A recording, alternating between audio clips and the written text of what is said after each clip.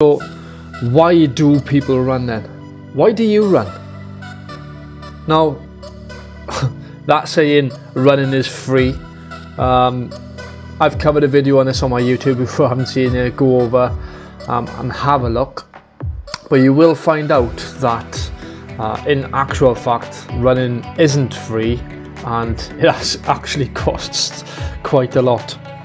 Anyway, with running you can do it anywhere. It burns more calories than other mainstream exercise, and regular running can reduce your risk of long-term illnesses such as heart disease, type 2 diabetes and stroke.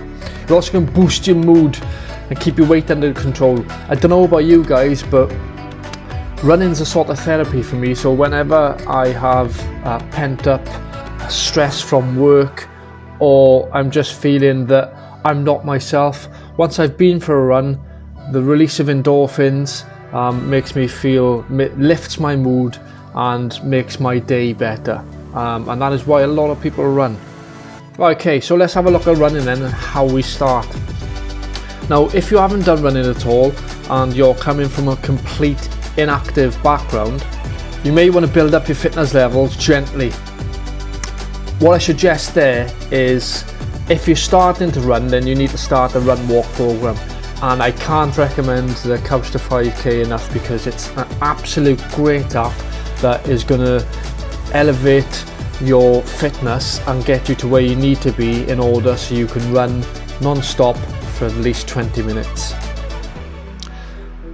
Running requires little equipment, but a good pair of running shoes. Now, when you start off, you can go running with shoes. When you get more into running, you will know that you will find yourself buying more running related equipment and clothing than you ever thought possible.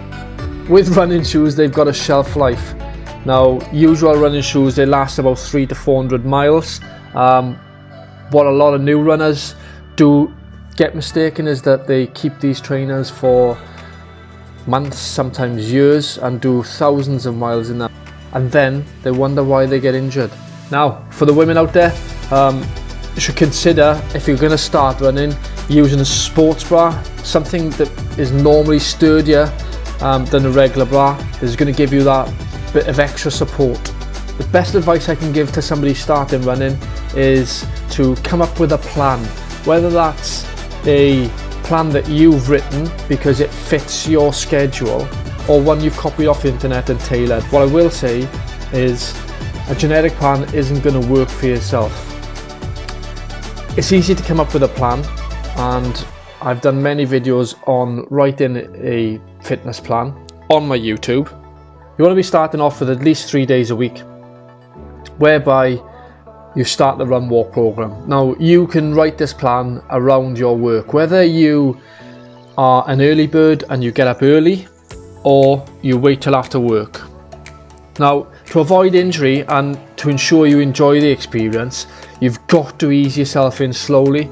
So therefore, if you're feeling good and you're not past the walk run stage, then do not try and increase your mileage substantially at the start. I will say it needs to be no more than 10% a week. And a big thing that people get wrong is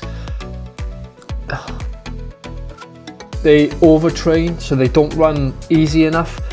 If you're out of breath and you feel like your legs are starting to hurt, stop and walk. There's no harm in walking in your run. And then as time goes on, you can make the amount of time you run longer, okay, until then it then surpasses the walk. And so let's say you start off, for instance, 1 minute run, 2 minutes walk. You can build that all the way up to 4 minutes run, 2 minutes walk, and until eventually you're doing 20 minutes without walking. Now, warming up and cooling down is essential. Chances are, if you're starting to run and you haven't run before, or you're a beginner runner, then injuries are going to happen at 2 points. One, because you haven't warmed up correctly, and two, because you don't cool down correctly and you don't recover correctly, you don't stretch off. So my advice is always start off easy, and then when you finish, do some static stretching, do some foam rolling, make sure if you've got a foam roller, then it's always a good option to roll your legs. There's plenty of other things that you can start incorporating, like ice baths or massage guns, but I won't go into that now. I'm just going to keep it at the beginner level. Let's talk about setting goals. As a beginner runner, you need to set yourself a goal, whether that's to run continuous for 15 minutes or to run 5k non-stop. We can best achieve this then by setting that goal and having that structured plan. Now, I know in this times that it's going to be difficult to run with friends, but running with friends always keeps the motivation up, and you're less likely to not go for a run if you're committed with your friends. Having said that, you need to keep a diary. Now, whether that's Strava or whether you write it down in a notebook so you can track your progression. A good way to keep motivated for running is variety.